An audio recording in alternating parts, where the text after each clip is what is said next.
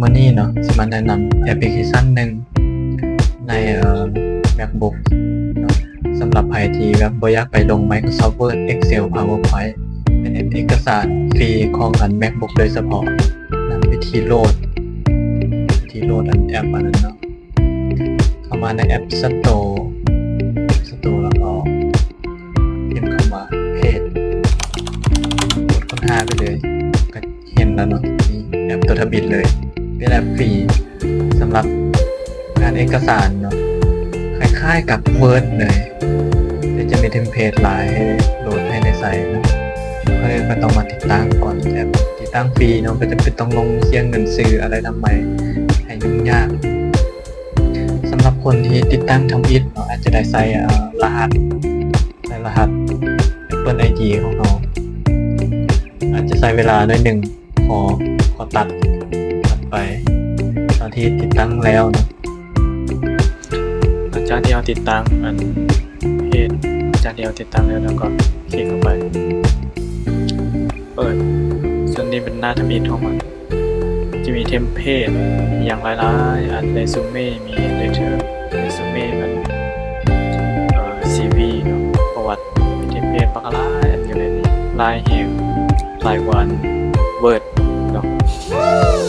บริอวยเนาะแต่ว่ามันคือความจริงนะแนวตั้งแนวนอนเดนสเคปวงเป็นหนังสืออย่างต่างๆเลเทอร์ก็เป็นหนังสือเป็น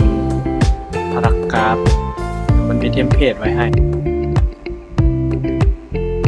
นี่เป็นไลเยอร์หรือเป็นโปสเตอร์สามารถเทสโปสเตอร์อยู่ในเพจนี้ได้ New Letter เป็นหนังสือพิมพ์แล้วก็มีหลายๆเทมเพลตเนาะ Certificate Page เป็นว่าเพจเขาใส่คำว่าเพจเขาจะเอิ้นอย่างบ่บางบอนเขาก็เอิ้นPages ส่วนจะสร้างหน้าเอกสารก็เข้ามาตัว Template ก็ได้หรือว่า Basic นี่หรือว่าเป็นเรื่อง All Template แล้วก็กดนี่ Create หรือว่ากด2ครั้งใส่อันนี้ใส่ blank นี่ก็ได้ส่วนมาหน้านี้แล้วสามารถเห็นแบบเต็มจอได้นะเนาะสามารถเห็นเต็มจอคือแอปต่างๆแต่หน้าตามันอาจจะแปลกๆหน่อยนึงเพราะว่ามัน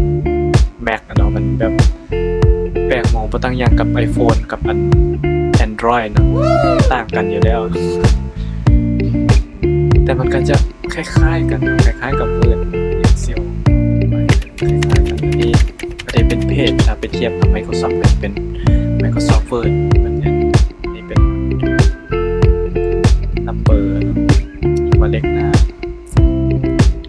ส่วนนี้ก็คือคร่าวๆของมันส่วนรายละเอียดเราสิมาลงรายละเอียดเนาะใน EP ต่อไปซึ่งจะมีพวกบอททอนอย่างต่างๆลงรายละเอียดเกี่ยวกับพวกนี้ layout เนาะ format ส่วนคลิปนี้ก็ขอจบเท่านี้